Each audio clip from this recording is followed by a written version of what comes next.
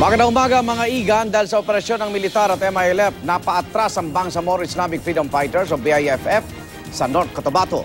Pero posible raw bumalik sila sa kanilang baluarte sa Mama Sapano. Para sa detalye, may report si Cedric Castillo. Cedric.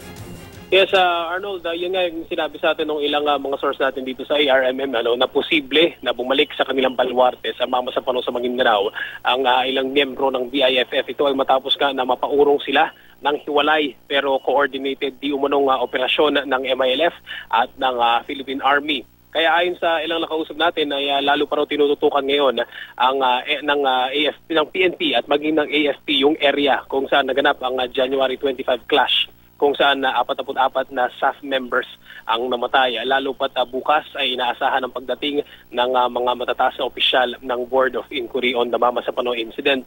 Samantala ay bumalik na mula Maguindanao papuntang Metro Manila si MILF Peace Negotiator Mohager Iqbal para sa inaasahang pagdalo sa Senado ngayong araw. Ayon kay Iqbal, ay nasabi na raw niya ang lahat ng pwede niya sabihin sa Senado maliban dun sa iba pang sensitibong impormasyon. Kaya raw nakahanda naman siya na humarap sa isang executive session. Muli niyang sinagot ang muli na namang paratang ni Senador Alan Peter Cayetano na di umano ay may link sa terorismo ang MILF.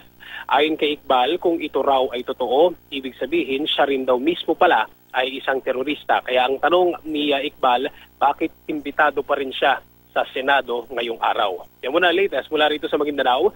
Balik muna sa inyo, Igan. Maraming salamat, Cedric Castillo.